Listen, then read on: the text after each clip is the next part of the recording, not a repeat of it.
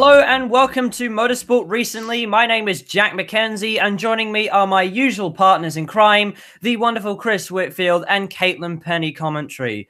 This week, we look back at the IndyCar Classic from COTA, the Sanya E-Prix, and we discuss the new NASCAR calendar, which was released during the week. We, of course, have your miscellaneous points and stories that we will have missed and will therefore be covering at the end of the show.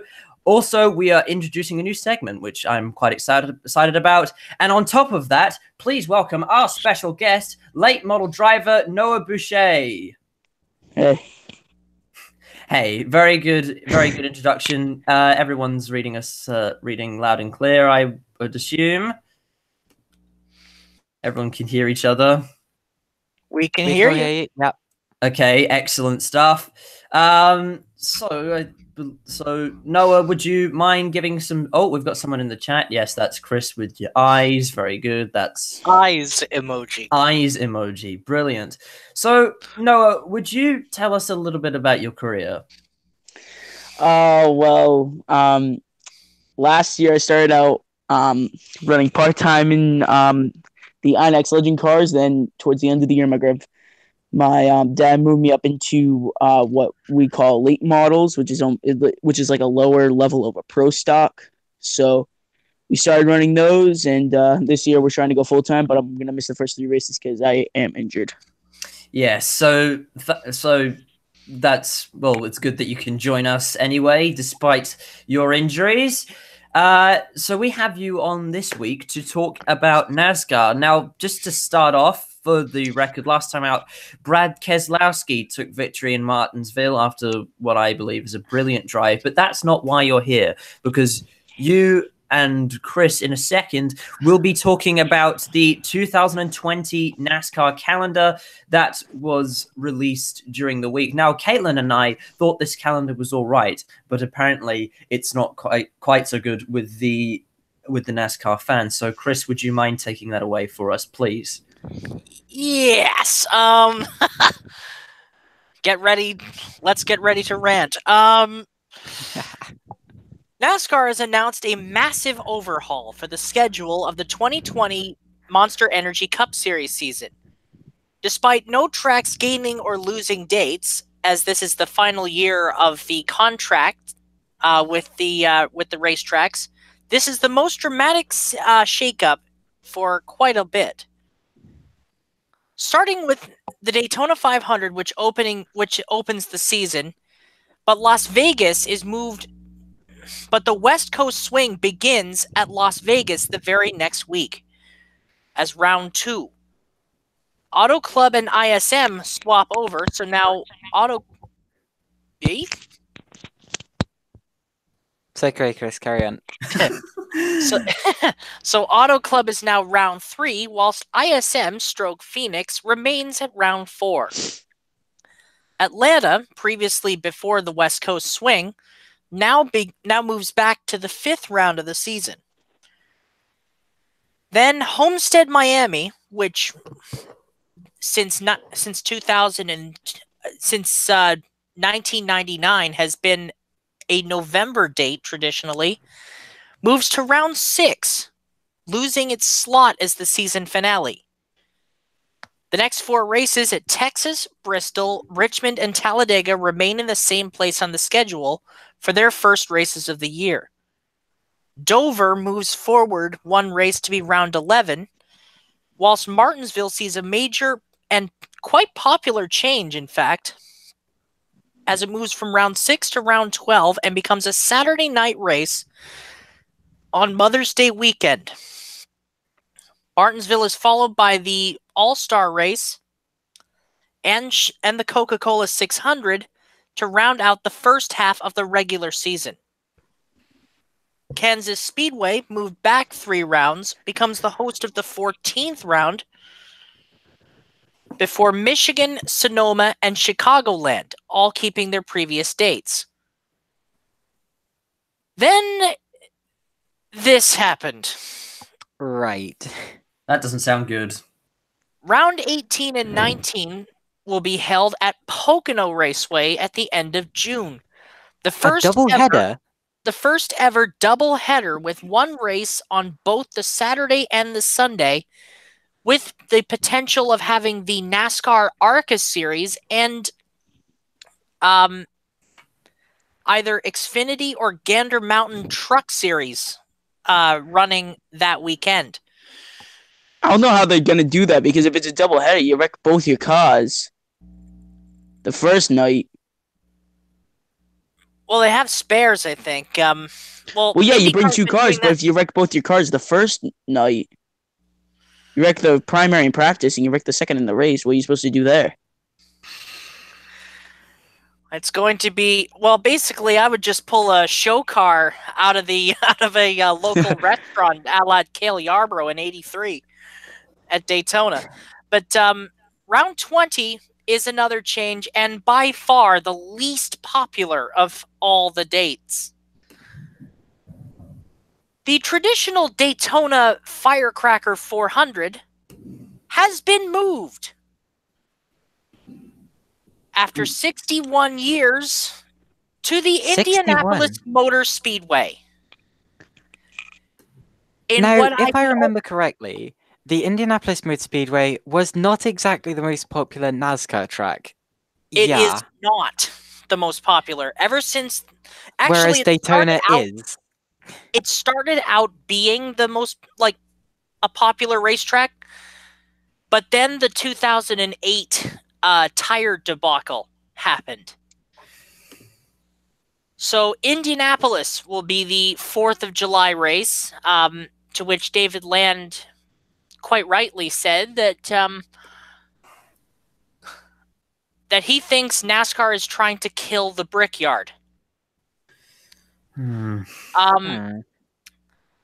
Next up is Kentucky and New Hampshire. Both move back 2 races from where they are currently. Well, actually, New Hampshire kind of moves back to its sort of traditional date, mid-July, which is good. Then, after a 2-week break from the Olympics, Michigan Speedway hosts its second race at round 23, with Watkins Glen moved back to the 24th, and Dover moved out of the playoffs from a cutoff race to the regular season. Hold on. So when we say the Olympics, I don't keep up with the Olympics. Which Olympics are we talking about? It's the Summer Olympics. Tokyo 2020. Is it really time for the Olympics next year? Wow, I didn't. That's how much. Yeah, no. Has it been that long? Wow. Okay. Right. Time 4 years, flies. Jack, as always. I'm old, and somehow I feel old at 16 years old. Brilliant. Right. Yes. Press, what else have you got for us? The regular season finale, because the Daytona story wasn't finished yet. The regular season finale will be held at Daytona. The traditional 400-mile race moved back by almost 2 months to become the cutoff. This is not unprecedented, though. In 1998, they also ran the Pepsi 400. They had to postpone it to October because of the Florida wildfires that had taken place, which canceled the race for the 4th of July weekend. So they had to switch. They had to actually basically go from. They went from 4th of July weekend to the race after Talladega in 1998. So basically, they had 2 super speedways back to back. Now, round 1 of the playoffs sees the throwback weekend at Darlington, Richmond, and Bristol. Richmond remains as the 28th round, but both Darlington and Bristol have both moved into the playoffs after previously being the 25th and 24th rounds, respectively. Las Vegas, previously round 27, will open the round of 12 before being followed by Talladega and, quite frankly, my favorite race of the season, the Charlotte Roval. Talladega remains where it is, and the Charlotte Roval moves back from being the elimination race for the round of 16 to the elimination race of the round of 12.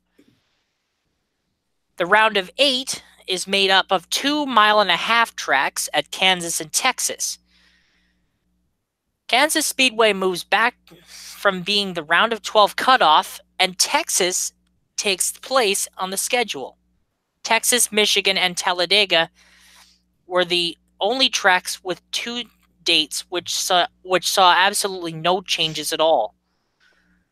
The final race before the Championship 4 will be held at Martinsville, the popular short track having previously hosted the 33rd round of the year. For the first time since 2002, the season finale will not be at Homestead Miami Speedway. That honor will go to ISM Raceway, which will become the host of the championship weekend after previously being the 35th and penultimate round, and we'll see a champion crowned there for the first time. Now, other than traditional, like the dates of races that have been traditionally on those dates, I think people have been complaining a lot about there being short tracks in the playoffs. So why is that such an issue? I think it's actually kind of good. Honestly, Phoenix should not be the finale. If anything, it should be Martinsville. I totally agree with you. If anything, the finale should be Martinsville. Basically, because years ago, before the basically they could run the Cup, the Xfinity, and the Truck Series, run them as the finale, make it with the put the modifieds and the Can-Am Pro Series, put their finales in. You would have a super weekend. And it doesn't make any sense why Phoenix would be the last race of the year to me. It's not a track you would normally see as a good candidate for a season finale. I'm sorry, but that's just not the case. If you're gonna end off a season, in my personal opinion, you should do it around where everything is. So Martinsville, it's not too far out of Morrisville, North Carolina. You see what I'm talking about there? Yeah. And also, you could have a whole week of racing from Wednesday to Sunday, where you could basically run a doubleheader with the K&N series, for the K&N and modifieds, run a championship weekend for them, run the truck race on Friday, the Xfinity series on Saturday, and the Cup race on Sunday. That would be my perfect race weekend, my perfect season finale. And plus some short track. And if they were to have Martinsville as the season finale, you have some short track racing there, which creates amazing racing, and quite frankly, could shake up the Final Four. Absolutely, because the race at Martinsville was actually quite good this year.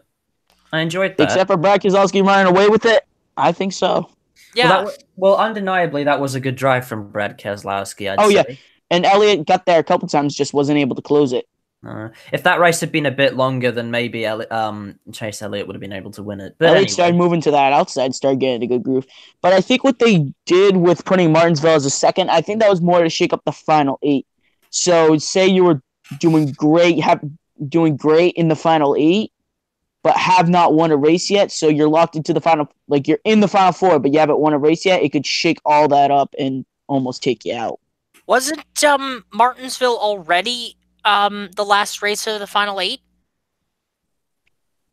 No. That was the first race of the Final 8.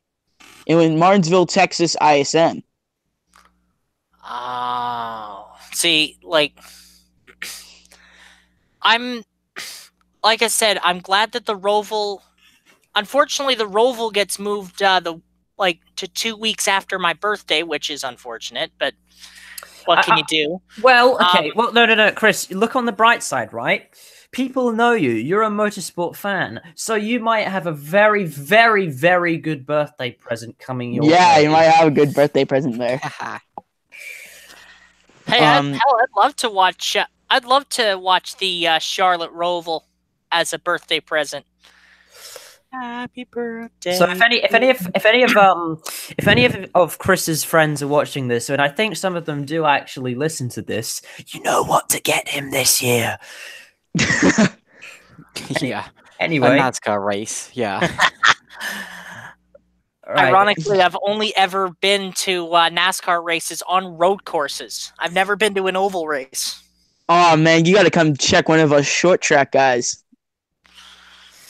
I'd certainly like to go if somebody can get me a plane ticket to the US. I'd like to come and visit. Is there anything else that needs to be said on the calendar front for NASCAR? Indy and Daytona. Yeah, that was a bad switch. I like how in the past years how Daytona on the 4th of July weekend is a night race. It just really brings everything together. But putting Indy there, I don't think Indy has lights. So you can't go night racing there. It doesn't bring out the patriotic schemes, really. Indy lights. And David Land touched on this because he used to live in the downtown in the Indianapolis area. There's no one there in Indianapolis on the 4th of July. People leave. So automatically they're losing fans. Yeah, nobody's going to stick up there staycation just to in watch a Indianapolis. NASCAR race. No. And like, I think ever since the tire debacle of 2008, they've been wanting to kill the track. They've been wanting to kill the race. But I think maybe this could be the last. Like, hopefully, this will be the last Indy, the last Brickyard 400, because, quite frankly, it's lost its lore. So will there be? So the Firecracker 400 at Daytona, is that being moved? So will there be another 400-mile race at Daytona? Yeah, I don't think it's going to be called the Firecracker anymore, though. Yeah, it's not going to be the Firecracker 400, but it's going to be whatever sponsor they attach to it. 400. Yeah. Now, I want to quickly touch back up on the double header. I still don't see how that's supposed to work out. I think it's a logistical nightmare. I feel like they might do what they do on a West Coast swing, where the first night you have your regular two cars, but they'll have a second hauler come in with other cars.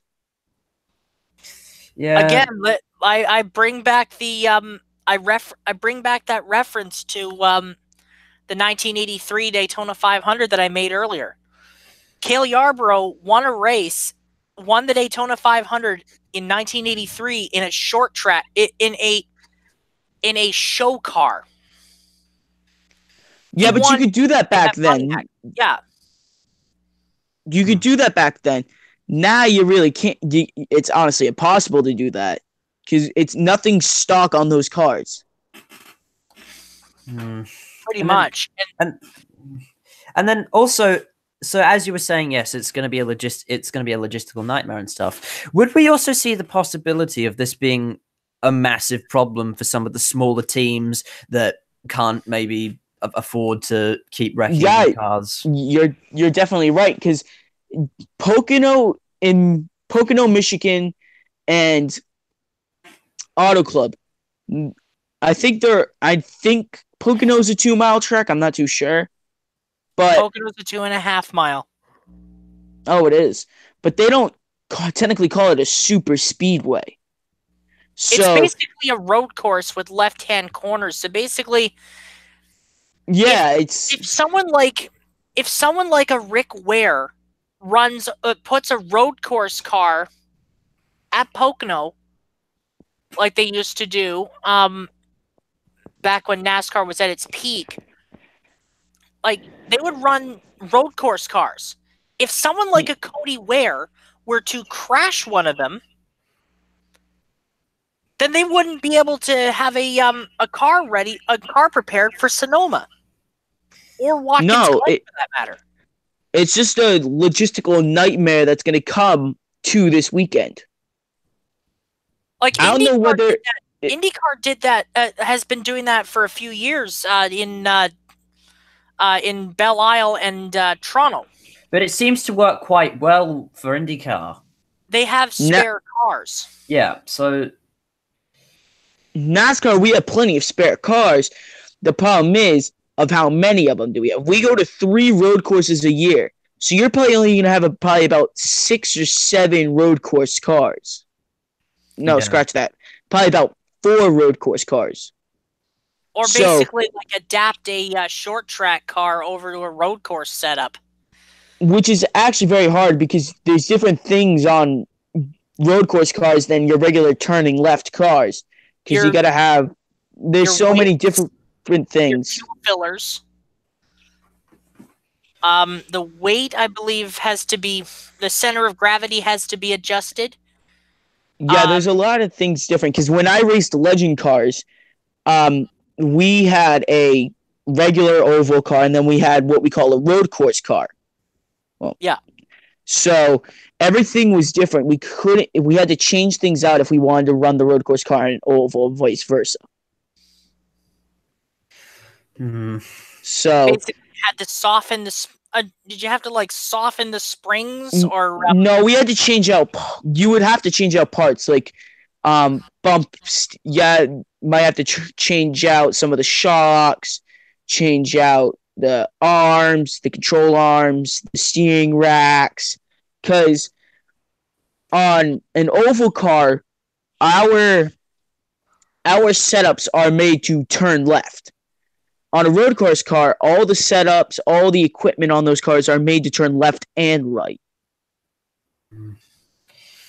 Anyway, so it just seems like NASCAR have made another mistake, but I think it is now time to move on. I think also just to put a period on this. Sorry about interrupting, Jack, but just to put a period on this, as I said before, this is the last year for the current track contracts.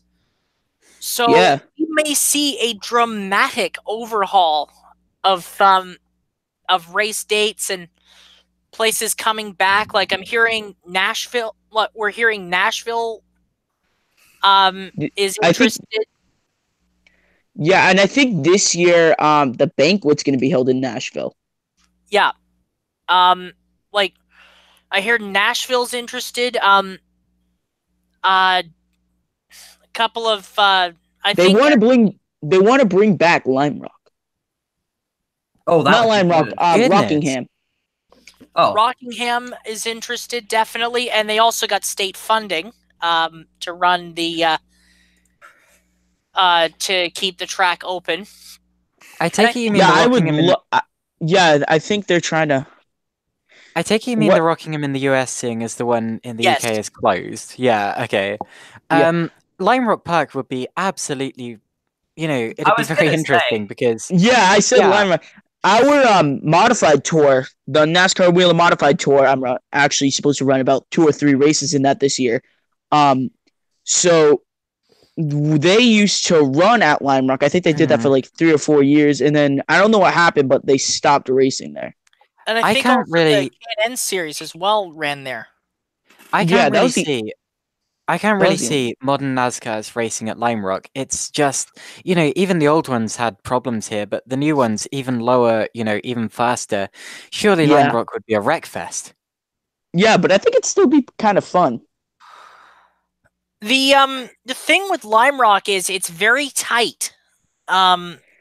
It's tight in certain areas. It gets tighter as you get down more towards the uphill. Yeah. And then when you come back down the hill towards the start finish line, it widens right back out again. Anyway, right. So it looks like NASCAR have made a massive mistake with their sort of Wait, hold on. Am I interrupting? No, carry on. It's fine. Carry on. Anyway, so it sounds like NASCAR have made a bit of a mistake with their schedule, but I think it is now time to move on. Thank you so much, Noah, for joining the show this week. You provided an excellent insight. I've added your Instagram in the description below. So I believe, yes, it is time to move on. Thank you very much for that, Noah. You're welcome. Have a good show, guys. Thank you very much. Right. Moving on to IndyCar now. And the second round of the the second round, so the NTT IndyCar Series IndyCar Circuit Series. Oh my gosh, I've tried to be way too clever with this. IndyCar Series Circus head to COTA. Okay. It went to Circuit the Americas.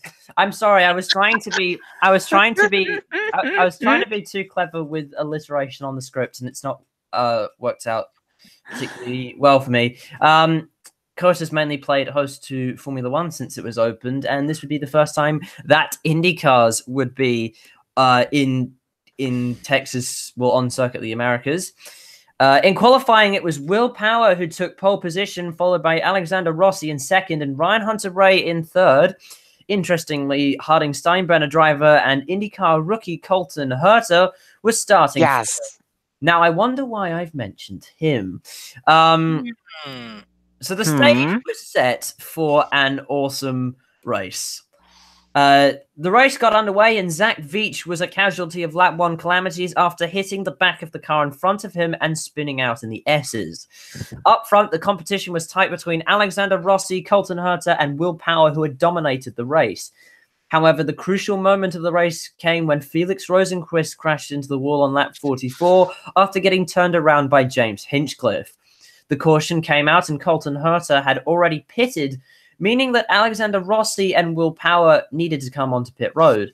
However, disaster struck for Will Power when his drive shaft failed on him in the pit lane. The man who had dominated the race wouldn't even finish it. Colton Herta would lead the field away on the restart and would take victory with an open road ahead of him. The rookie from the little team had done it and become the youngest ever person to win an IndyCar race. Get in there, Colton. Now, I remember Colton, actually. I remember watching him in 2016 at Silverstone in the Euro Formula Open Championship.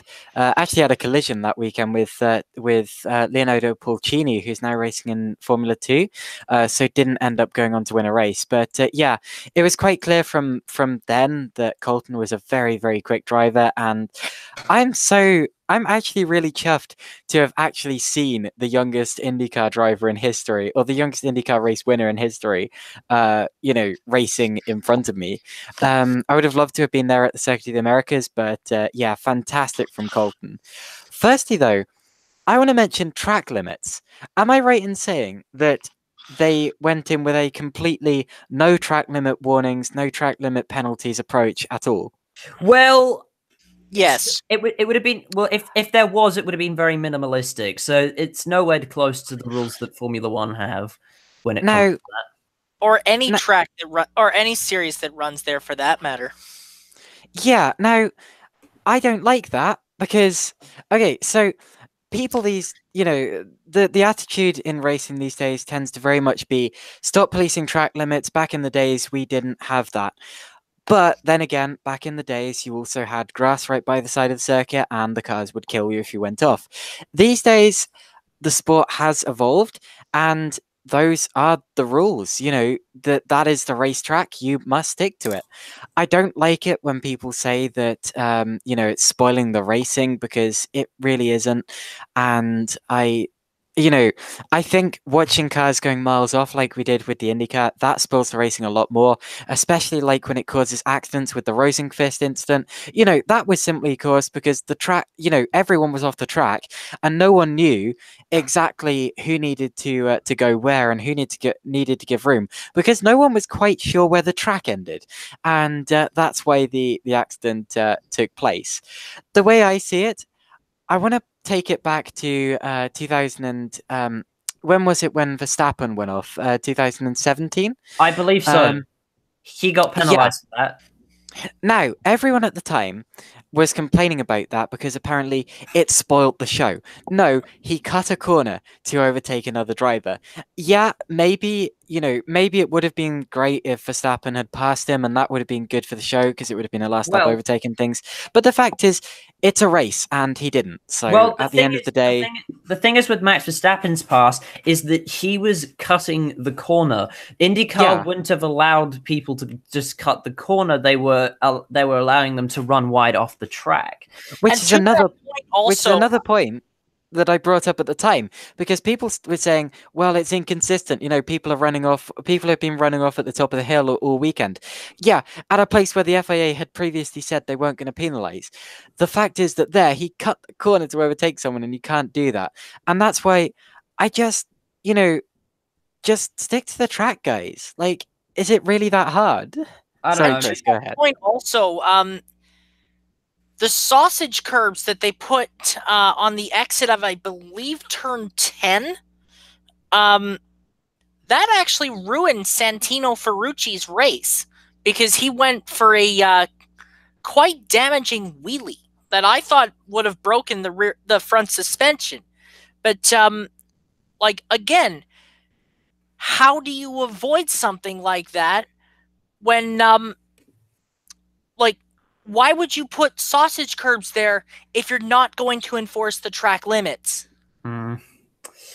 Yeah, I don't know. Maybe next year we'll see a change in those. Honestly, I'm glad they didn't police the track limits so much, because I've talked to a couple of drivers that raced in World Challenge, and they hated the track limits, like the very strict track limits that they had. But this is too far the other way. Yeah, like, yeah, this is almost like borderline abuse. Like, you know, yeah, the way I was just going to say something that I was really proud of, and I've forgotten it. Sorry. Oh, no. Anyway, we'll give you some time to think about that, because we'll go over Chris's beautifully color-coded race results. Colton Herta won the race, followed by Joseph Newgarden and Ryan Hunter-Ray, which means the championship standings look like this. Joseph Newgarden leads the championship on 93 points, followed by Colton Herta with an incredible 75 points, and the defending world champion Scott Dixon is in third with 57 points. And next time we're in Sweet Home Alabama for the Honda Grand Prix of Alabama. Now, Caitlin, have you remembered what you wanted to say?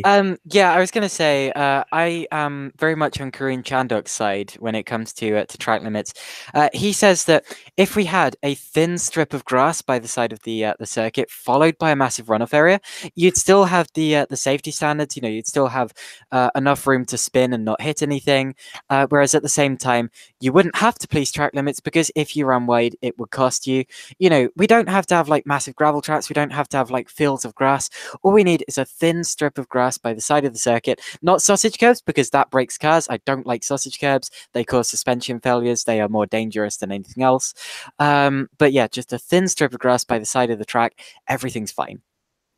Right. Has anyone got anything more to say on the IndyCar front? I genuinely enjoyed the race at COTA, and I hope it gets a date for next year, because I actually quite liked it. I was like, it far exceeded my expectations of the race. Like, I thought it was just going to be a procession, but it far exceeded that. Well, maybe that is down to the way they handle the track limits. Maybe it's not, but no. We'll see if IndyCar thinks it's worked next year, when I'm sure they'll be returning to Circuit of the Americas, because that was great. Should we move on then? Go ahead. All right, we're moving on to Formula E. Freya Edwards in the chat, are you listening? Because this is your part. This is your time in the sun. Oh, hey there, Freya. Freya's in the chat. The Formula E Championship took us to Sanya, China, for an action-packed weekend full of overtakes, crashes, and another new driver on the top step of the podium. This time it was Oliver Rowland who managed to get on into first place on the grid, with Jean-Eric Vergne taking the spot next to him. That is, of course, in qualifying. When the lights went green, it was Pascal Wehrlein who fell to the bottom half of the grid before the first corner. Everyone safely got through turn one, but many drivers look for the best opportunities to overtake, as we saw with Daniel Abt, who wanted to go up the inside of Antonio Felix da Costa. Shortly afterwards, after that, we saw championship leader Sam Bird pull over and turn off his electric power unit of his Envision Virgin racing car just 20 minutes into the race. The championship leader and ex-McLaren driver Stoffel Van Dorn collided with something apparently. Yes, yes, Mitch Evans. My apologies, and they were under investigation for that. There were plenty of brave overtakes during this E-Prix. One specific one was from Robin Friends when he went around the outside of Lucas di Grassi. But do all brave overtakes pay off? Well, in Friends' case, yes, it does, as he made slight contact with Lucas di Grassi, but no further comments on that overtake. Got through relatively cleanly other than that. Roland still had the lead for 25 minutes in with Jean-Eric Vergne behind him. That didn't last too long, though, because Vergne was late on the brakes and then went up the inside of Roland, but he scraped the wall whilst trying to get his first place back. Other cars behind Roland saw the DS Tita car, Jean-Eric Yes. Very good. Anyway. Yeah. Yeah, so long story short, it was quite a bit of a wreck fest. And I think, yes, there was a race restart when Alexander Sims ended up in the wall. So there was a safety car. And on the race restart, it was a complete wreck fest. If you've seen that, with many competitive drivers ending up in the wall, which wasn't particularly, well, out of the race, which wasn't particularly good. Anyway, the race came to an end with Jean-Eric Vergne winning the race over Oliver Rowland and Antonio Felix da Costa. And that concludes another round of the FIA Formula E Championship. Where's the next run? The next one's in Rome, I believe. Yes, and Rome was a really exciting one last year. That was when Rosenqvist looked as if he was going to win it and then had a suspension failure. So, yeah, I'm looking forward to Rome. It's a really nice-looking track and a nice-looking city, to be honest. Probably one of my favourite cities. Yeah, but I will say, though, Sanya was a complete wreckfest, and I don't think that's particularly good. Formula E does tend to be. I don't like the first lap in particular, because especially going down into Turn 1, sorry. How many times in Formula E have you seen a Turn 1 where cars at the back haven't had to come to a complete stop? It doesn't happen, which kind of annoys me, because it just doesn't look professional. It looks like a toy car race, basically. Well, and the thing with Formula E, though, is that they need to run in street circuits so they can get the publicity, which, by the way, I noticed with Sanya, there just didn't look like there was anyone there. They just didn't, like, there were no stands or anything. That just looked completely deserted. Well, basically, the thing is, Sanya is as I just said in chat, Sanya is a place that, quite frankly, I've never heard of. No, I'd never heard of Sanya. I'd never heard of it. And this actually kind of reminded me of the first time that the A1GP ran in China. Where did they race in China? Was it Zhuhai? No, it wasn't Zhuhai. It was a street circuit, I think, in Shanghai. Okay. Yeah. Or Beijing. And it was basically like, what happened was they had a very tight hairpin. One of the races actually had to be shortened because of excessive damage to the cars. Like, there was a massive pileup that took half the field out. See, okay, I think Formula E has been, so Sanya just once again showed, like, there were so many crashes and with the Lucas di Grassi crash and everything, that Formula E have been racing on street circuits for long enough, right? And I think maybe it's about time that they tried some actual racing circuits. Well, the thinking behind them driving on street circuits is that it's better for the environment because they're effectively building on brownfield sites, and they don't, they're not supporting circuits that, for example, were built where there was just natural land before. And on top of that, the cities are where everyone is, and that's where you need to promote the greener technology and things.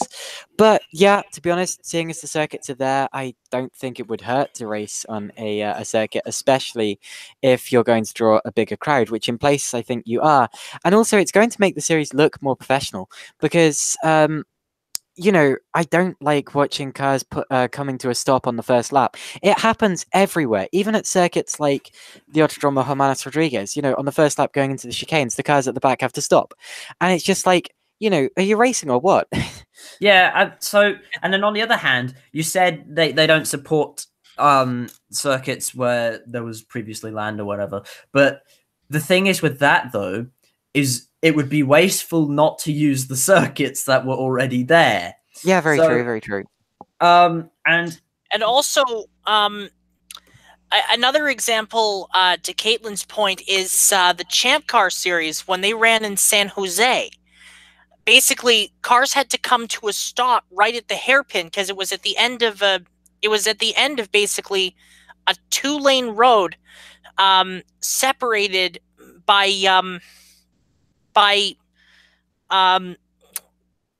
like an island, a traffic island. So basically, like, and the thing with like, anyway. Wait a second, Jack. Sorry. And the problem is, if you have a circuit, if you build a circuit like that, you're going to have like a very tight hairpin. Like, especially if you have one built on, and I believe Sanya has this, where it's basically built on a dual carriageway. Yeah. Yeah, it was. So, like, and Avis was the same way, if people remember. Avis, you had that tight hairpin just before the pit straight. Well, didn't Avis have was that the banked one? That was the banked one until I think the 50s. Yeah. But it actually was on a highway. Oh, yeah. It was on a stretch of the Autobahn. It was indeed. Another thing I really didn't like about the Sanya track is the fact they had to red flag the race to remove Alexander Sims' car, simply because there weren't any marshals there, and you know it was a very long distance actually, before you could get the car through a gap in the barriers, simply because of where it broke down. I just think the tracks are really poorly designed and they aren't fit for racing, and that's why. That's one of the reasons I can't really take Formula E seriously and never really have been able to. Yeah, it almost looks like a novelty event. And that is totally a novelty event. Like, the thing is, you're running a series in city centers where basically, like, and the thing with Jingkai, the street circuit in Beijing that I was talking about before, you have to basically weld the manhole covers down in order for because the manhole covers keep coming up because physics. Because the first rule of physics is don't talk about physics. But no, the problem is, like, if you get air under the car, like, it'll start registering, and then the manhole cover would come up. That's the problem with these circuits. Like, that's the problem with street circuits as well, is you have to basically weld the whole thing twice in order to have a strong bond. And also, they're too tight. Like, it's almost like you're operating with, like, blinders on. You can't see this, but I'm actually, like, I'm imitating someone with blinders on, like one of those at like a horse track. Yeah, yeah.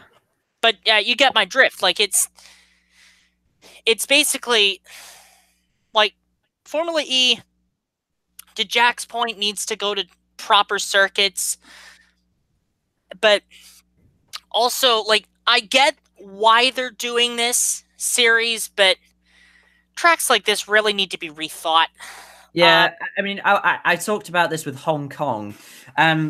Even my dad, when he was watching the race as well, at one of the chicanes, he's just like, that is way too tight. Cars are just crashing through there. And even in Hong Kong a couple of years ago, on the first lap, everyone piled into that chicane, and Jean-Eric Vergne was taken out not Jean-Eric Vergne, Andre Losser was taken out pretty much immediately. So the circuits are way too tight.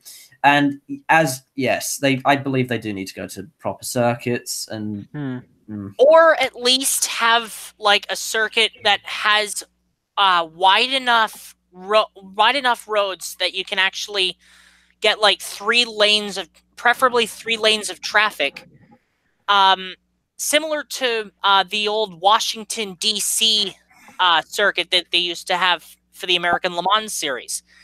That was an example of a good track that you could a good street circuit that you could run multiple lanes to make overtaking easier. Because, like, of course, they ran multi-class racing that year. In 2002, they ran the American Le Mans series, which is basically multi-class, 4 classes of car, and easy to overtake. They need tracks like that. Although, you know what I will say, if Formula E are going to add more street circuits to Canada, and this should probably be the last thing before we move on. Yeah. If they are going to add any street circuit to the calendar, I have 2 words. Gold Coast. You had to get the Gold Coast plug in there, didn't you? Of course I did. I mean... And also in another act, Toronto. Toronto, yes. Although I'm not sure if Mayor John Tory will like that, but you know, I like the fact they're coming to the XL in London. Yes, that's very exciting. The indoor track, I can't wait for that. Honestly, I hope the chickens. Oh my word! I hope the chickens aren't too expensive because otherwise I may end up going to that. But you're not going to have any eggs. Maybe not, but oh no! Of course, that's what is it? Family Fortunes reference. Family Fortunes. It is indeed, yes. All right, Family Fortunes and all. I believe it's time to move on. Moving on. I am extraordinarily excited because we have a brand new segment. So, introducing the segment now, it's time for. Nando Watch. Yes. So this is our new segment. This is of course following all the exports of everyone's favorite Spaniard / IndyCar driver Fernando Alonso. David Land picked that name up because let's just say this man gets himself around, and this week he has absolutely been doing that. So we'll start off with the stories. Fernando Alonso has been testing with Toyota, and he's been testing a Dakar rally machine, which you actually see on screen now. This means that there is a possibility of him actually participating in the ultra-challenging rally event. If everyone's favorite Spaniard does do the Dakar, he wouldn't be the first Formula One driver to do so. Jackie Ickx actually won the race in 1983. Yes, and there also, of course, is some more stories as well. Fernando Alonso has definitely been getting himself around this week, particularly. Fernando Alonso also may be gearing up for a Twitter war against Formula One. Former Ferrari president Luca Di Montezemolo, Italian, it's a me. And we're off the air in Italy. Yes, we are. We'll have to keep a track of where we're off the air. So anyway, he was being interviewed on Formula One's podcast. Very good, Chris. When Lucas said that the reason Fernando Alonso never won a world title with Ferrari was because, and I quote, "When he wins, he's happy. When he doesn't, it's a problem for the team." Now, of course, this is, of course, a very interesting statement, a little bit controversial. It was also posted to Twitter, and Fernando Alonso. So yes, this particular quote was posted to Twitter, and Fernando Alonso, of course, exercised his right to respond to this, and he responded with, and I quote, "Crying so hard I'm laughing emoji, crying so hard I'm laughing emoji, crying so hard I'm laughing emoji, crying so hard I'm laughing emoji." You get the drift. He put 6 of these in his tweet. It has been, and I probably should do a Spanish accent, but I'm not going to try and do it. It had to be a reason not to follow this account until now. Today, you remind me again. Bear in mind, this does read a little bit funny. President never said that, especially after scoring 80% of the points for our team. We raced hard together with all our hearts, and we fought until the last race for the championship. And is that fist emoji, I'll say. Now, of course, with smiling emojis or laughing emojis, whichever you choose to do, it's fine if there are only 1 or 2, but not 6. Definitely not 6, as I know all too well. Too many, of course, mean that somebody is either angry or frustrated. And as I said, I definitely know this well. Those of you who know me in real life will understand why. Anyway, moving on Hold on a second, because I've noticed a flaw in that. Fernando Alonso, his main argument in that one seems to be, he says President never said that. Is he trying to say that Luca de Montezemolo never said that? Because everyone heard him say it on the podcast. He very clearly said that. Or was he thinking of the President of the United States never said that? Well, the President of the United States has never said a lot of things. He's also said a lot of things that he shouldn't do. So it's not him. But yeah, he's talking about Luca de Montezemolo there, I think, who very clearly said that on the podcast. Fernando just hasn't listened to the podcast. No. And to be honest, that's negative points for Alonso because, to be honest, it's very clear. And at the same time, yeah, that was Alonso back in the day. He did blame it all on the team if it wasn't going well, and that's always been Alonso's way. So, in that case, I'm not siding with Fernando. Can I just say, by the way, I absolutely love this graphic. Yes, it's so good. Credit to. This was Finnick that did this, yes? Finnick Arrow on Instagram. The link to his Instagram page is in the description below. He's pretty much done all the graphics for this channel other than the logos. So he's done an absolutely brilliant job, and he's done a lot of things for this channel. So please go give him some love. His link's in the description below. As you said, the graphic is very good. He also makes all the posters that you see every single week. There's a new one every week. So he works very hard, and he deserves some love. Because that is an amazing graphic. Yes. Anyway, away from the Twitter war now. On top of this, Fernando Alonso will also test the 2019 F1 McLaren at Bahrain next week. And it'll blow up. So when you say next week, do you mean this weekend, or do you mean an actual week from now? I mean, well, it's not this weekend because this weekend is the Grand Prix. I mean the week following this weekend, which is indeed the Bahrain test. So Fernando Alonso will be competing in that for McLaren. I'm not sure of the remaining lineup. The only other driver I know who's confirmed to compete in it is Mick Schumacher. But yeah, Fernando will be driving the McLaren. So anyway, Fernando Alonso will be driving the McLaren. So that means he is a WEC driver, an IndyCar driver, a Formula One driver, a potential Dakar Rally driver, and a potential Supercars driver. So anyway, that's been all of the town bike, really. Yes, so that's been all of your favorite Spaniards antics on this week's edition of Nando Watch. Anyway, now I'm also happy. Chris, are you okay? Chris is having a damaged my throat. Oh my goodness! Brilliant. Anyway, blame Nando. It's all his fault. What? Anyway, it's time for another one of our segments because, well, let's say we have missed all of these points throughout the episode, but they do deserve to be covered. So it's time for. Miscellaneous stories and points that we missed and therefore are covering now. TM. Bing. Bing. Right. So let's get right into the news. So during the week, I actually recorded a video for F1 Weekends on the concept of sandbagging in Formula One. And that will come out soon. But anyway, that's not the point. And I thought I'd seen enough of sandbagging for this week until I saw this story. The Lexus drivers in Super GT suspect that Honda are sandbagging in testing. Cassidy and Yamashita. No. Yes, well, Honda, they have said that Honda are carrying weights on their NSXs. And yes. Sandbagging and testing?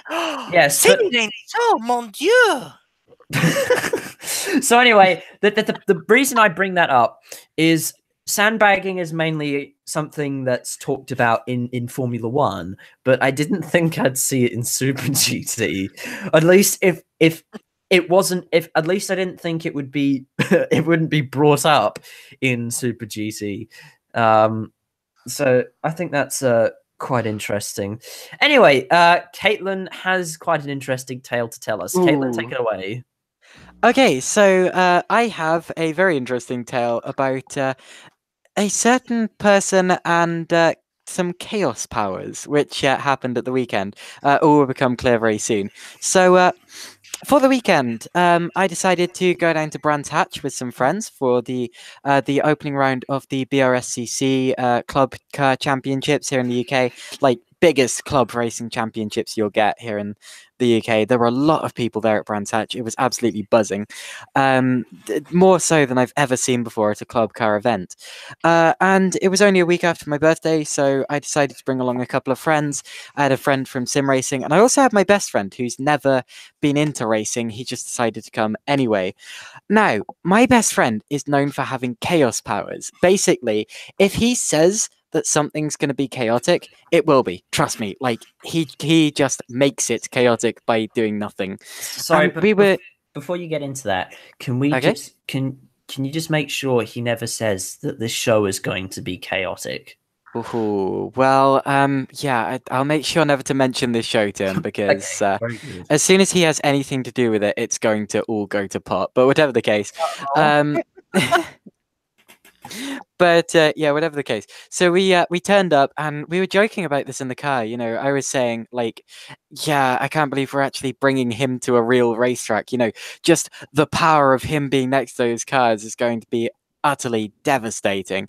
And as soon as we got in through the gate, we were talking about this, and immediately the yellow flags came out, and I was like, "Oh my word, it's happening already!" Apparently, someone had spun into the gravel at Clearways. Then we got up to the grandstand, and as soon as we got to the top of the grandstand at Paddock Hill, we had a BMW go skidding off into the gravel, and I was like, "Yeah, okay, it's happening already. Get ready for a day's worth of crash action." We had a Jensen Healy spin before you know, on its out lap, and then later the same Jensen Healy crashed before a race had started. Genuinely crashed on the formation lap.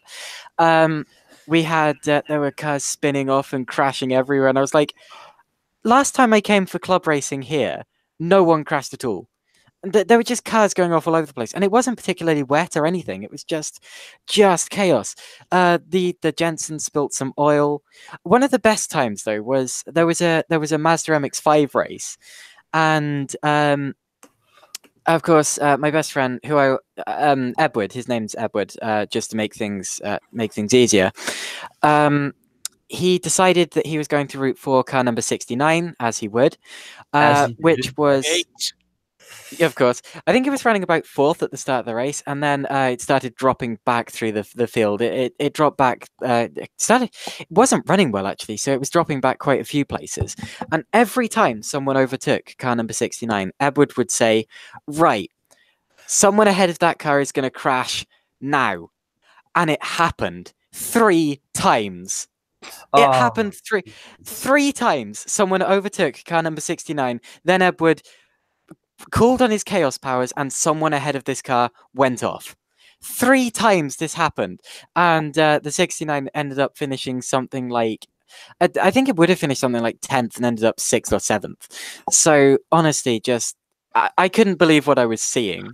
Then, of course, later on, we went for a walk around the track, and there was a big pile-up involving about 5 BMWs, and when we got back to Paddock Hill Bend for the last race of the day, he started humming a song called "The World's Revolving." It's from a game called Deltarune.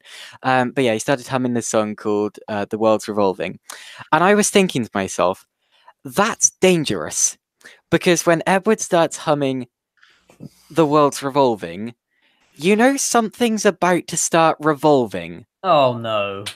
And it did. So Oh. as soon as I thought that, suddenly this BMW came barrel rolling into view over and over and over, landing in the gravel trap in Paddock Hill, which incidentally was actually the second car to go for a roll that day because, you know, Apple was there. And I just thought to myself, that's magic. Like, what the heck? See, Yes. I've got a perfect sound clip for that. Golly. That's chaos theory. That's chaos theory, indeed. Yeah. So there you go. That is the full story of my best friend and his utterly incredible, just uncanny chaos powers. Yeah. All right. So I guess Edward was there when someone decided to drive a VW Polo onto the racetrack during a VW Cup race. No, that was a few years ago, but Anyway, right. yeah. You also have some sim racing stuff as well. Oh yes, sim racing stuff. The G4WC Super Cup Super League series, sorry, has started. That, of course, the top sim racing league in R Factor 2. I was actually called to commentate this week, which I wasn't expecting to be. It was a really, really exciting race, and in the end, it was Yannick Bock who came out on top for the second race in a row. There have been 2 races so far this season. Bock has won both of them. It was actually a 1-2 for the Evolution squad, with Dennis Jordan in second place. So well done them. I might give more updates in the future. I just don't want to concentrate on sim racing much because I know that no one listening to this has actually seen any of this. I also have sim racing stuff as well. Jolly good. Go ahead, Jack. We start with the Lionheart IndyCar series on iRacing. Now, this was the first race I ever watched of this, but you'll never guess who won the second round at Watkins Glen. It was actually Sage Karam, the real IndyCar driver. He won a race in the Lionheart IndyCar series. Sage Karam? Yes, he won a sim race. He won a sim race by like 15 seconds. Goodness gracious. That IndyCar. Somebody get him an IndyCar ride. That kid's good. Anyway, I also have more sim racing stuff as well. In that, those of you who have followed my sim racing exploits in the, well, in recent history, so to speak, you may have found out that a certain Canadian has become my race strategist. You have a new race strategist, I think. This handsome fellow is. Yeah, so Chris Whitfield has actually become my race strategist, and over the past couple of days, we have been testing ahead of, well, another IndyCar race that's happening this weekend at Watkins Glen, in, of course, the Oz-NZ combined IndyCar Open Championship. So once I finish posting all the Ferrari F355 challenge videos, you'll see some of that as well. So wait a second, handsome? Me? Oh, Chris. Chris, don't take yourself down like that. Anyway, moving on to some Formula One news, and very interestingly, I think we mentioned this early on the show, Mick Schumacher will be testing with Ferrari and Alfa Romeo, which is very exciting. It is, yes. Yes. It is. So a lot of people have been saying that that Mick Schumacher is only there because of his name, and to be honest, he is. However, I don't want people to tick him off this early because, yeah, let's face it, he wouldn't have that drive now if his surname wasn't Schumacher. But you have to remember, he has just won the FIA Formula 3 European Championship last year. He is a very good driver. He absolutely dominated that championship. Yeah, he earned it on merit. He dominated the second half of the championship, so he came of age. But he's extremely young. He's definitely not F1 ready yet. Don't get too excited. I want to see how he does in Formula 2 this year. So, yeah, don't be too hard on Mick.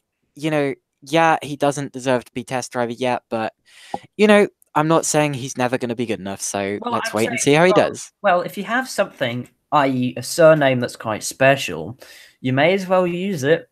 I mean, of course. Yeah. Anyway, and he's actually and you figure like there's been a lot of people that haven't been ready for Formula One, yet they're in it.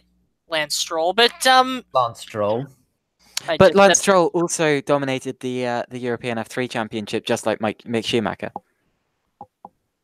Yes, but Lance Stroll. So for the sake of Lance Stroll, it's Lance Stroll, and Lance Stroll is inferior to Mick Schumacher. So with that, I'm not so sure. He is not the second coming of Lance Stroll is not the second coming of Michael Schumacher. I'm not so sure Mick is either. You have to wait and see. Run him at Macau again, see how he does. Well, he's good. He's good, but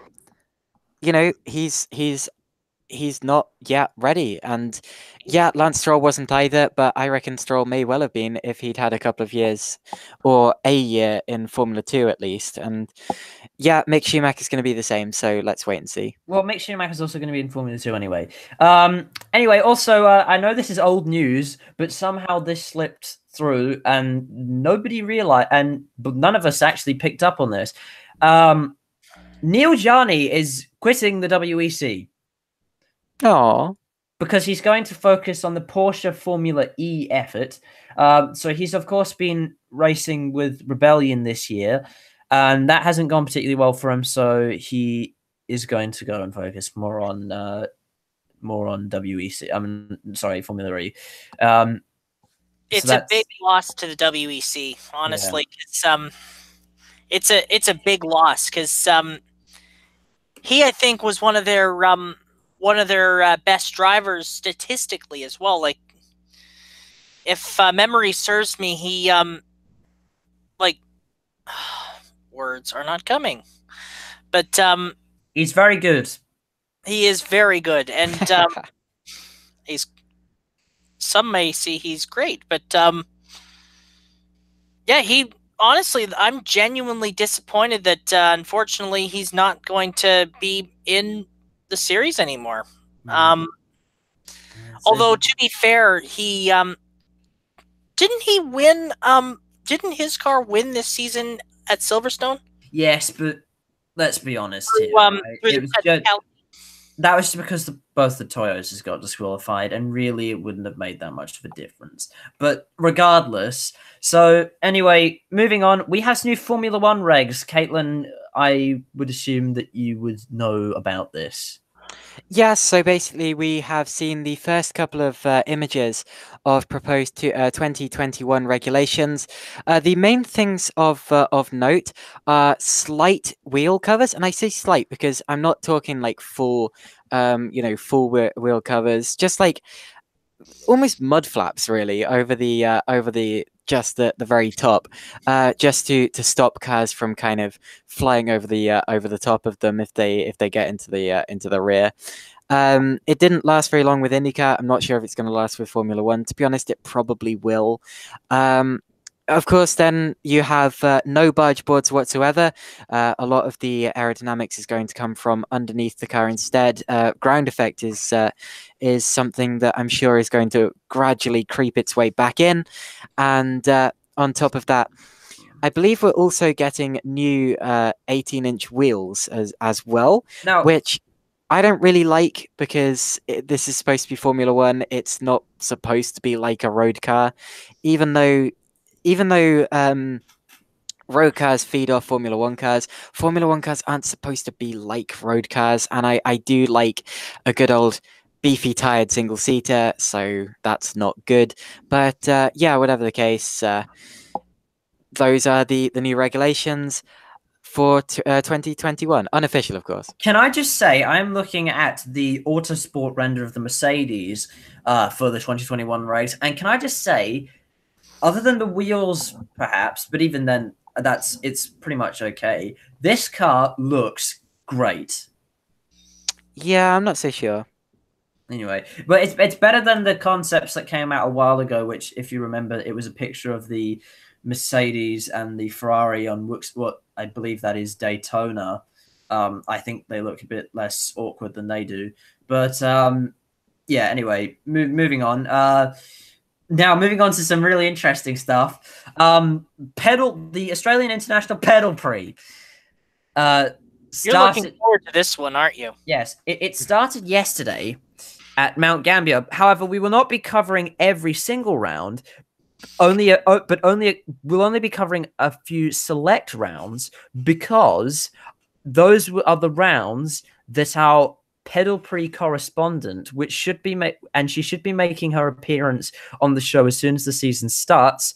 She'll be those will be the rounds that she'll actually be at and she'll be coaching at. So she'll be able to cover those rounds. And also for some reason Pedal Prix didn't stream Mount Gambier yesterday, which is a bit strange, and I'm quite disappointed about that because I wanted to watch that. Regardless, cool news, I would say. Moving on, we've also got some NASCAR. We've got some more NASCAR news, actually. NASCAR Mexico champion Ruben Garcia Jr. will be heading to Europe to participate in the Euro Series on the driver swap program. Yes, and also there's going to be another addition to the Euro Series grid. Former NASCAR Gander Mountain Truck Series and Xfinity Series driver Jennifer Jo Cobb is going to be joining the series full-time. I believe she's going to be running in the Elite 2 class, which is basically, they're the same cars but driven by AMs, I think. Anyway, also we have some IndyCar / Formula One news. Marcus Ericsson's experience with IndyCar has made him realize apparently that F1 DRS racing is flawed in that in Formula One you go for an overtake when you get to a DRS zone, whereas in IndyCar you overtake whenever you get a chance. So that's an interesting insight from somebody who's done both. It's good that you finally figured that out. DRS was a big issue until, from 2011 to 2016. Yeah, I absolutely agree. I did my GCSE final speech on how DRS was flawed and how, how it made racing and overtaking too easy, and how it took away from creative racing. And it did. The trouble is now, because of the increased aerodynamic downforce and because of the wider cars and things like that, I can't help but feel that DRS allows you to get alongside your opponent and not past them in the majority of cases. And you still have to pull the move in the braking zone or in the corner. Yeah, it's not ideal, but let's face it, without it, they wouldn't overtake at all. And I think that, while it may not be good, it's not the big issue that people make it out to be.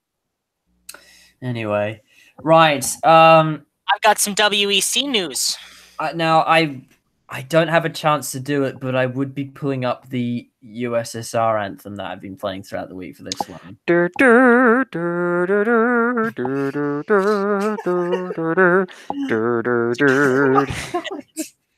Anyway.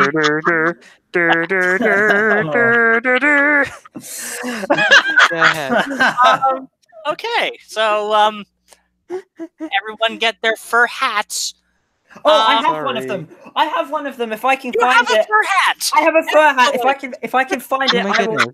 If I can find it, I will put myself on screen wearing the fur hat. If you find one before the end of this podcast, put it on. Okay, you tell that story. I'm gonna go find it. Okay, so the Russian limousine maker Urus released a teaser video on its Instagram page, which clearly shows an Orica Gibson, an Orica 07 with a soundtrack to the teaser sounding awfully like a Gibson V8. And there is actually a rumor going around that they could be linked with G Drive in LMP2. So this is big news. And for those that don't know, Urus is, of course, as I said, a limousine manufacturer that makes the Senat, which is which has a very famous owner of one of them, of course, in a certain Soviet oligarch. Would you like to guess who that is? No, because I don't know any Russian oligarchs. It would be Vladimir Putin, of course. Okay, I know him. Yeah, it's Vladimir Putin's limousine maker. Now it's unclear. Now I read this from Daily Sports Cars, so I'm just dropping that name out. Sorry, Chris. Listen to Jack just clanking a bite in the background. That's funny. Oh my word. This is the best show we've done so far. Absolutely, it is. It is. We had NASCAR. We had long rants about street circuits. Chaos. We had a special guest. Yeah, Chaos Theory. Guest. Pedal pre and communism. Sorry, I interrupted you there, Chris.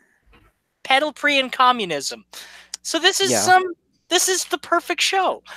Now, this particular story, there's no way of knowing what's happening so far. It could be just a sponsorship announcement with Oris, or it could be a rebranding like Alpine, which will, of course, beg the question: how is that allowed when Oris is an OEM?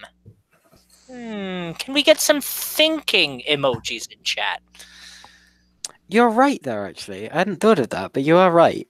Because OEMs aren't generally allowed to make LMP2 cars. The only other one I can think of is Ligier. Are they still allowed to make LMP2s? Well, no. Ligier is one of the four manufacturers that are allowed. It's the fact that I'm referring more to the rebranding of an Orica chassis, which is an actual manufacturer of production vehicles running an LMP. The regs clearly say that you can't do that. Got it. I forget which section of the regs, but well, yeah. All right, Jack, can I take the F1 2019 story? I think that's a yes. Okay. Yeah, go ahead, Chris.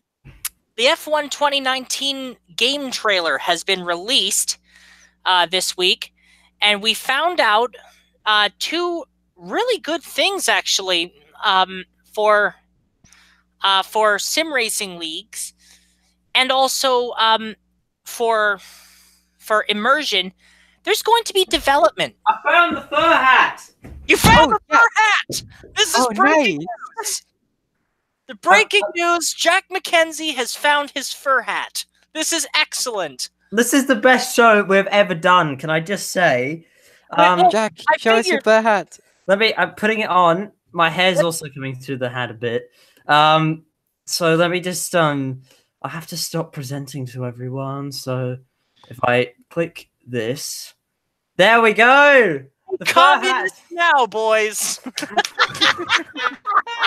Oh, that's excellent. So this is the second time I've come on screen. So last week I had the glasses, which said Elton John on them. And now I've got the fur hat. And I think from now on, if Daniel Kvyat or anything with this Russian team happens, or with anything with SMP or anything, we're going to get the fur hat out. So that's brilliant. I'm glad I got to show you my fur hat. It is one of my prized possessions. But as good as this show is right now, as good as this in your closet, as good as this show is, there is also more news. It's gonna get even better. So I was actually just about to do the F1 2019 trailer. Oh, I've been really excited for this. Can I do this actually? You do that. Yeah, go ahead. The F1 2019 game trailer has been released, and we found out that not only will you be able to make custom liveries, which is this is the second time in the F1 games that this has happened, other than the mobile games, of course. So the mobile games are the first ones to try custom liveries. But the big announcement from the Formula One game trailer was, of course, that for the first time in the history of the Formula One games, there will actually be Formula 2 cars in the game. So what that suggests is not only will you get to drive those in multiplayer, but you'll also get to drive them in the career mode. So your career ladder. Oh my word! I know, it's brilliant. I love career ladders. Honestly, like I remember when EA Sports tried that in like starting with NASCAR 2005 Chase for the Cup. They actually had like a ladder series. So basically it went from the modifieds to the trucks to what was then Busch Grand National to Cup. And you could buy your own team as well. Like, yeah. I'm genuinely looking forward to that. And honestly. If you're just joining us now, we actually have we had someone on the show who was climbing that career ladder in real life. So go check out the start of the show as to see what Noah Boucher thought of the NASCAR calendar. So that's some really exciting news, and I hope that they'll also have the classic cars in the game, because that will just make it complete, because they've had that last couple of years. Absolutely. Moving on, we have some Formula E news, and this is Nelson Piquet Jr. has actually ended his contract with Jaguar after a disappointing start to the 2018-2019 season, and he will be replaced by Alex Lynn. Now, Nelson Piquet Jr., of course, was the very first Formula E champion. So do we know what he's planning to do next? Well, I would assume maybe... I'd be surprised if he left Formula E. Maybe a sports car drive, maybe? I think he's going to look for another Formula E drive, to be honest. I don't think he's done yet. I think a WEC drive would be good for him. Honestly, like a WEC or an ELMS or something, just to tide him over, like so that he doesn't lose anything, so that he doesn't lose his quickness. But that's a shame, though, because he was the first champion of the Formula E Championship 5 years ago. You have to remember, it's actually quite difficult for Nelson Piquet to find a drive anywhere due to what happened with Crashgate. You know, that blacklisted him for quite a while, if I remember correctly. Yeah, well, it blacklisted him from Formula One especially. But yeah, Nelson Piquet Jr., that controversy is always going to stay with him, and it's always going to define his career, even if he won the Formula E Championship, which he did in very good style. It's just, you know, he's found a home in Formula E where everyone regards him as a champion, and I would be surprised if he was going to venture away from Formula E this early. Anyway, we also have some... I'd like to do this story.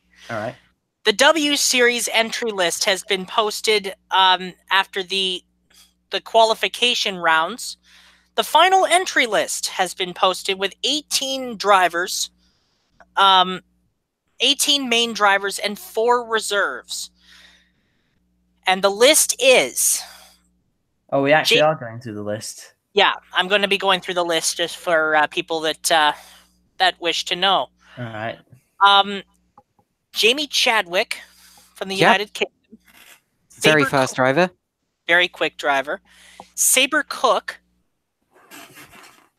who apparently went with Max Verstappen for a bit.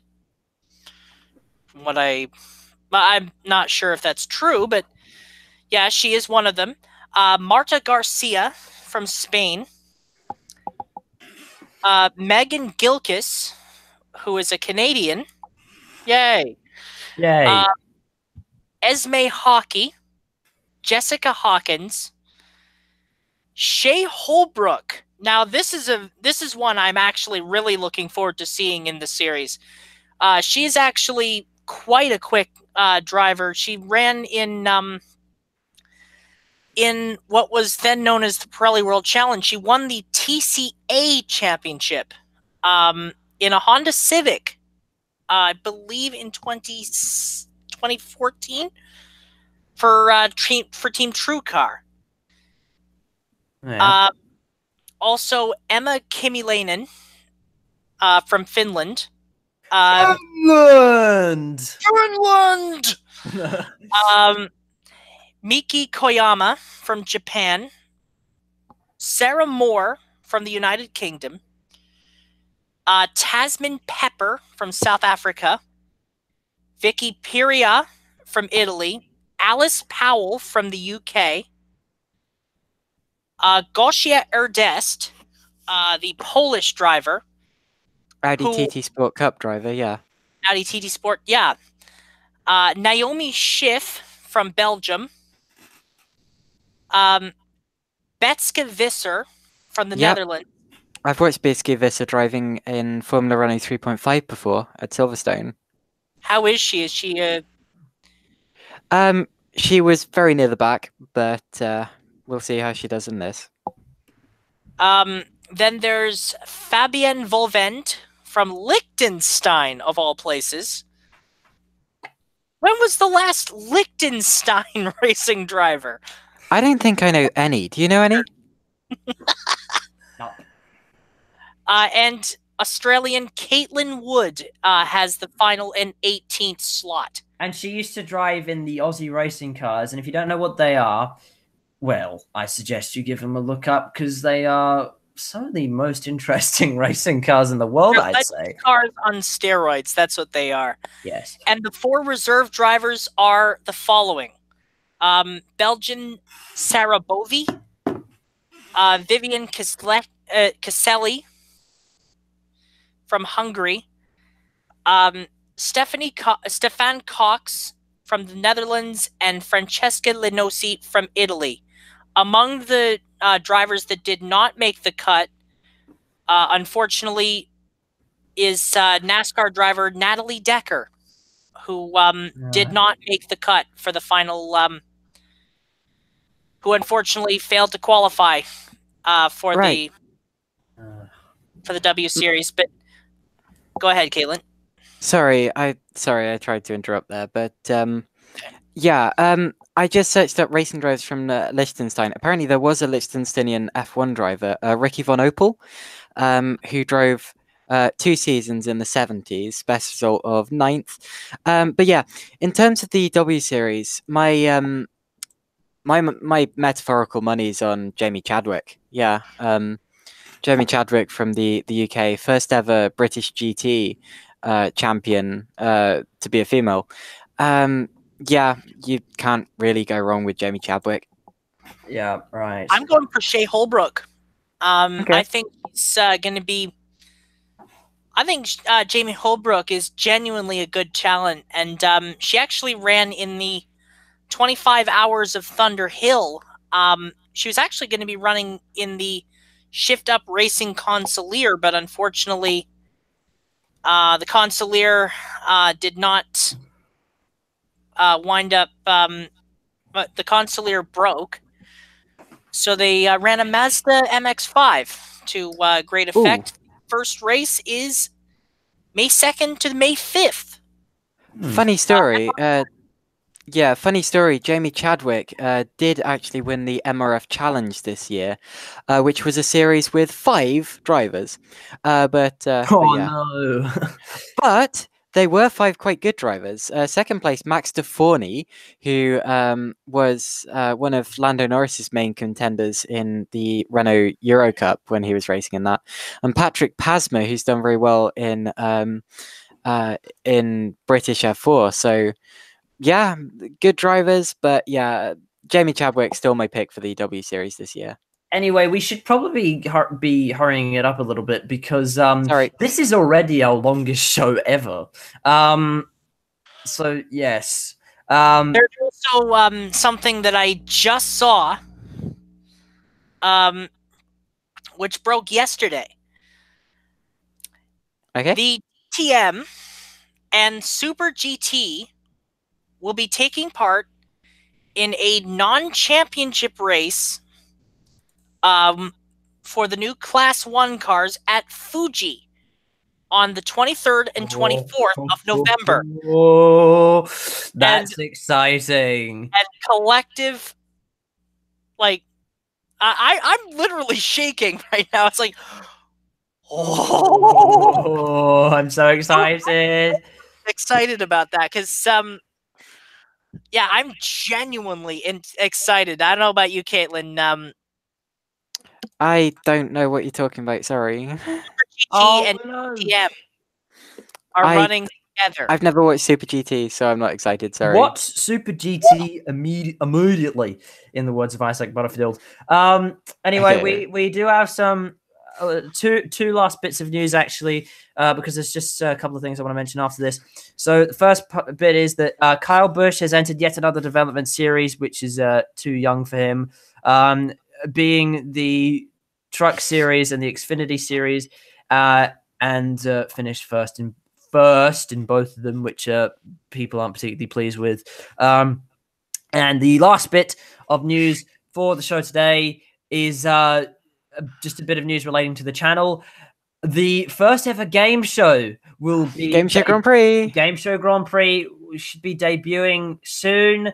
I'll try to get that out in the next couple of weeks or so, as well as get the rest of the Ferrari F355 challenge videos out, as well as the opening rounds of the Oz-New Zealand Combined Open IndyCar Championship. So now I'll just give some credit to some people who have helped us with the show. Thank you to SRA Smoking Puppy and Freya Edwards for helping us write this episode. Thank you to the wonderful Chris Whitfield and Caitlin Penny for joining me, as well as Noah Boucher for being a fantastic house guest. And thank you to @FinnickHour on Instagram for making all the graphics you've seen in this episode and all the previous episodes. Linked to everyone's page down in the description below. So that's going to do it for us. Like, subscribe, and we'll see you next time. Goodbye. Ta-ta. Bye for now.